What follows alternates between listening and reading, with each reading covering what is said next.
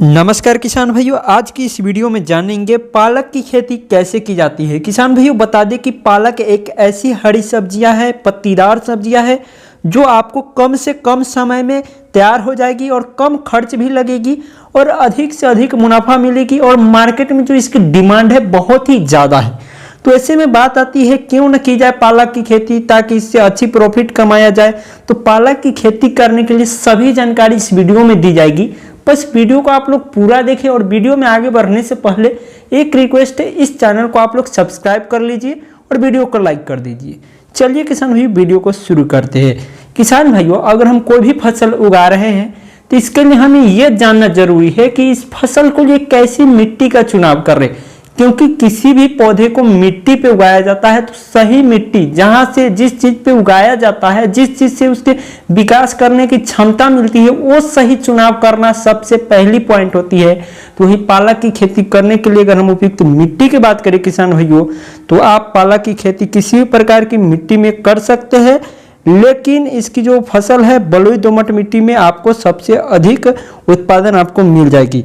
सर्दियों के मौसम में गिरने वाला पौधा जो पाला है इसके पौधे को आसानी से सहन कर लेता है, तो इसे पूरे वर्ष लगा सकते हैं। गर्मी के मौसम में भी, सर्दी के मौसम में भी किसी भी प्रकार की दिक्कत नहीं है।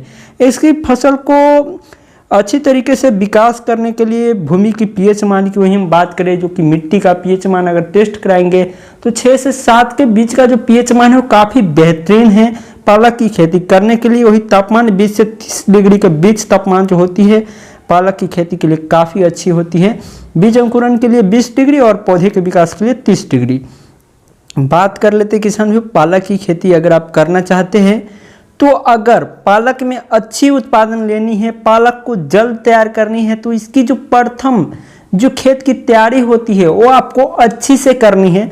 तो पालक की फसल के लिए खेत की तैयारी की अगर हम बात करें तो पालक की खेती के लिए सबसे पहले आपको मिट्टी को भुरभुरा करना है। इसके लिए आपको क्या करना है, गहरी जुताई, आपको 1-2 बार गहरी जुताई करानी है, जिससे जो भी पुरानी फसल की अवशेष पदार्थ है, खरपतवार है, बिल्कुल जड़ से उसका जो नीचे की जड़ होता है वो ऊपर आ जाएगी, वो पूरे खरपतवार सूख जाएगी और अच्छी तरीके से मिट्टी को धूप लगने देना है। उसके बाद आपको क्या करना है, उसमें सड़ी हुई गोबर की खाद 15 से 16 गाड़ी आपको प्रति हेक्टेयर के हिसाब से उसमें डाल देना है। और उसके बाद आपको क्या करना है किसान भाइयों, उस मिट्टी को आपको भुरभुरी बनानी है।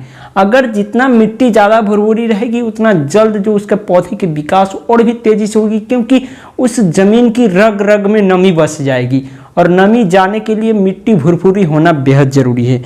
तो यही आपको जो गोबर की खाद है ये डालनी है अच्छी जल्द तैयार करने के लिए। सड़ी हुई गोबर की खाद ये तो हुई प्राकृतिक खाद। अब हम बात कर लेते हैं रासायनिक खाद के रूप में आपको कौन कौन सी खाद देना है जिससे पालक की जो पौधा है जल्द से जल्द विकास कर सके।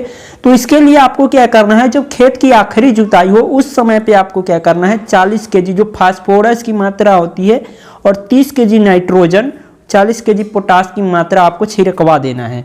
उसके बाद अगर हम बात करें पौधे की कटाई के समय आपको क्या करना है, 20 केजी यूरिया की मात्रा आपको छिड़कवा देना है। उसके बाद अगर हम बात कर ले पालक की बीजों की रोपाई का सही समय और तरीका, तो पालक की बीजों को भारत के सभी क्षेत्रों में पूरे वर्ष ही लगाया जाता है, किंतु इसकी रोपाई के लिए आप सितंबर और नवंबर के माह, जनवरी फरवरी इन सभी माह में कर सकते हैं। और बात कर लेते हैं जब सही यहाँ पे चुनाव कर लेते हैं समय का, तो आप पूरे वर्ष में कीजिए, किसी प्रकार की दिक्कत नहीं है। पालक की पौधे में सिंचाई की अगर हम बात करें तो इसके पौधे को अच्छी वृद्धि के लिए उन्हें अधिक सिंचाई की आवश्यकता होती है, क्योंकि इसके बीजों की रोपाई के लिए भूमि को गीला होना जरूरी होता है। इसलिए बीजों की रोपाई के तुरंत बाद आपको क्या करना है, जैसे आप पालक की बुआई करेंगे तुरंत बाद ही आपको सिंचाई कर देना है। उसके बाद आपको क्या करना है, पानी देने के बाद, किंतु छिड़काव विधि से इसकी जो बीजों का सूखी भूमि की आवश्यकता होती है, पालक की बीजों की सिंचाई आरंभ में 5 से 7 दिन का अंतराल आपको करते रहना है। 7 दिन 8 दिन का अंतराल हो तो ऐसे ही आपको सिंचाई को कर देना है। बात करें पालक के पौधे में खरपतवार एवं नियंत्रण की, तो पालक के पौधे को खरपतवार नियंत्रण की अधिक आवश्यकता होती है। खरपतवार से इसके पौधे को कटी रोग लगने का खतरा बढ़ जाता है, जिससे इसकी पैदावार प्रभावित होती है। पालक की फसल में खरपतवार नियंत्रण के लिए प्राकृतिक या रासायनिक विधि का आप इस्तेमाल कर सकते हैं। रासायनिक विधि द्वारा खरपतवार नियंत्रण पाने के लिए आपको पेंटामेथिलीन की उचित मात्रा का छिड़काव करना है। तो इस तरीके से आप कर सकते हैं पालक की खेती। हम आपसे मिलते हैं अगले वीडियो में किसी और टॉपिक के साथ। तब तक के लिए जय हिंद, भारत, वंदे मातरम।